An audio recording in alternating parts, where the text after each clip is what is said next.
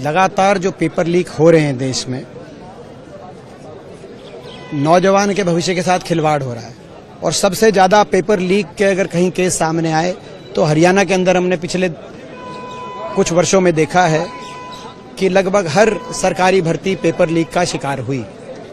NEET जैसा इम्तिहान जिसमें लाखों बच्चों का भविष्य का निर्धारित करना, वो इम्तिहान में जिस तरह से पेपर लीक हुआ और सरकार अपनी जिम्मेदारी से पीछे हट रही है, धर्मेंद्र प्रधान जी अपनी जिम्मेदारी से पीछे हट रहे हैं, ये विपक्ष को अस्वीकार्य है, इंडिया गठबंधन को अस्वीकार्य है। और इसी को लेकर हम एक चर्चा लेके आए थे। और जो राहुल जी ने जो बात कही कि सब मिलकर इस पर एक दृष्टिकोण रखें, क्योंकि राष्ट्रीय हित का मुद्दा है, कोई राजनीति का मुद्दा नहीं है। लेकिन ये बात कहने पे भी के बावजूद उनके माइक को बंद किया गया। जब नेता विपक्ष के माइक को बंद किया जाएगा इतने अति महत्वपूर्ण विषय को, जिस रूप से वो राजनीति से भी ऊपर उठ के उठा रहे थे, तो मैं समझता हूं कि स्वाभाविक है कि विपक्ष में के सांसदों में इस बात पर रोष पनपा और हमने मांग करी कि इस पर डिस्कशन हो।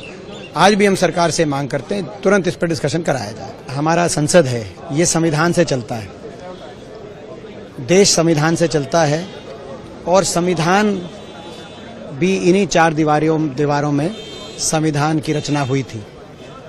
और इसीलिए जय संविधान बोलने पे तो सबको खुशी होनी चाहिए।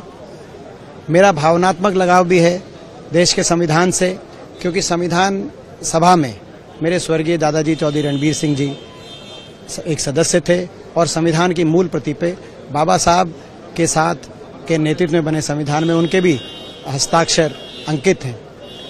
ऐसे में मैं समझता हूं कि जय संविधान बोलना मेरे लिए और हर देशवासी के लिए बड़ी खुशी की बात है। जहां तक चेयर की बात है, इस महान सदन की चेयर का मैं बहुत सम्मान करता हूं और हमेशा किया है। और ये चेयर का भी दायित्व बनता है कि सभी सदस्यों का सम्मान बरकरार रखे, इसी में सदन की गरिमा है।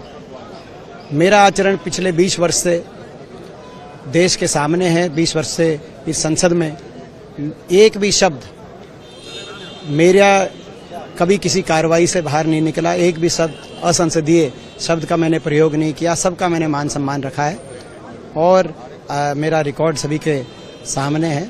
मैं यही कहना चाहता हूँ।